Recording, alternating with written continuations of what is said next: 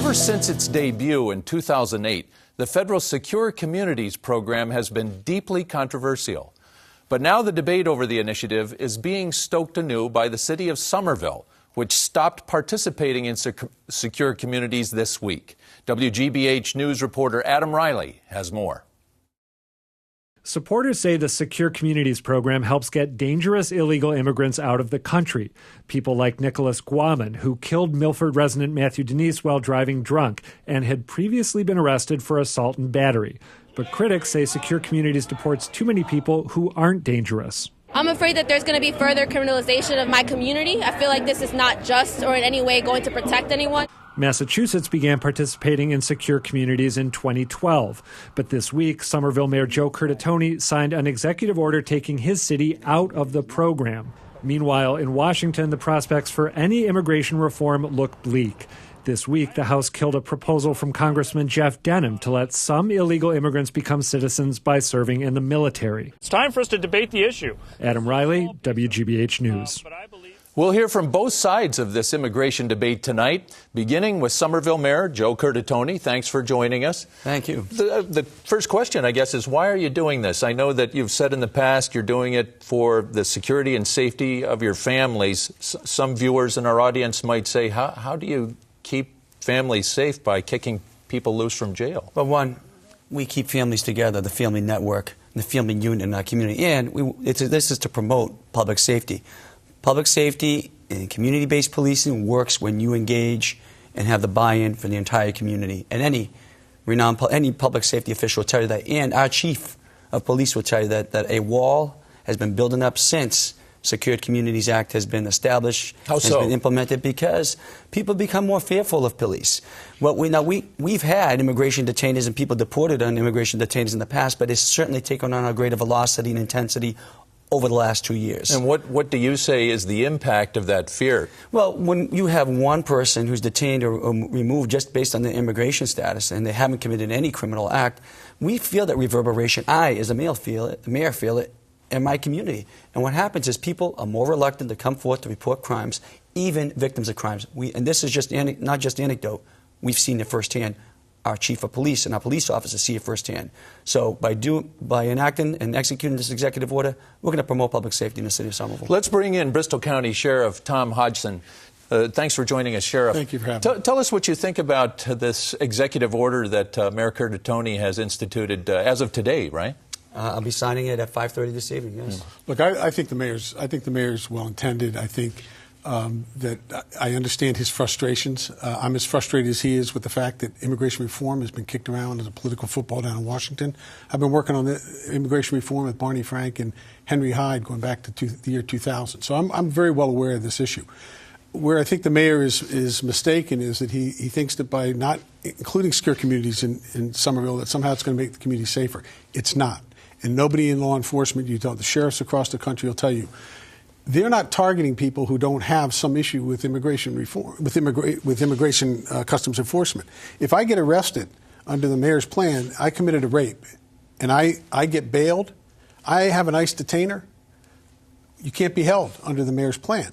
Which that's not correct, Sheriff. Well, what I'm told is that you're saying that anybody that's in there on an immigration issue will be released, right? Well, let me explain what the executive order does and what we're trying to do. It puts the discretion back into the law enforcement professionals, the frontline police officers. If you're pulled up for a broken tail off, Sheriff, in the city of Somerville, and you have a detainee, we're not going to just hold you on your immigration status. You commit a violent act or a felony, and you need to be arrested, or for another public safety purpose, that officer has full discretion to act on that detainee. It doesn't you stay in jail for that crime. You stay in jail in your time. And this doesn't affect, right now in Massachusetts, the district courts still act within those parameters of ICE. There is a Trust Act legislation in the state house that should be passed, but that's not the way it works. But you would agree with me, secure communities has nothing to do, when you get flagged on secure communities, if you went into your police station, if I got arrested and they put my fingerprints through the FBI and then through the Homeland Security database, and all of a sudden they call and say, we want you to hold that guy. That's not because he's illegal. That's going to be because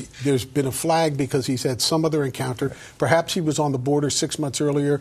He got stopped, arrested, fingerprinted, and he told them he was a Mexican. Now he got arrested in your city, and suddenly his fingerprints come up, and the police are reporting this guy's Ecuadorian.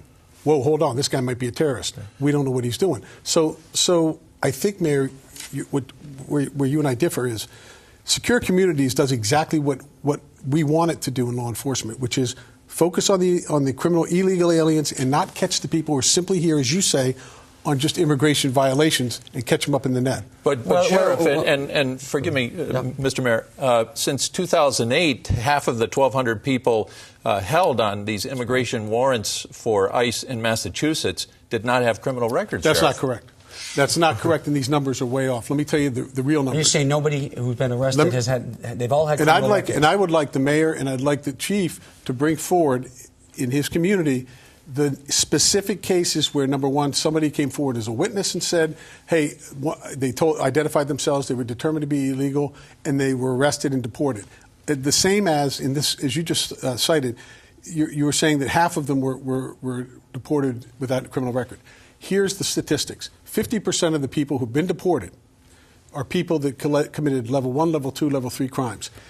33% beyond that are people who were fugitives, who got a letter from ICE, who were told to either turn themselves in or leave. They didn't, and or they went out of the country and came back in. They didn't get prosecuted again. They weren't convicted again, but they were reentries and it's a felony. The last 12%, those are people who committed minor crimes, but disturbing the peace, public nuisance, whichever it was, but they had already had an encounter with law enforcement. So and keep in mind, let's not forget the one thing, Mayor, that's important to remember here.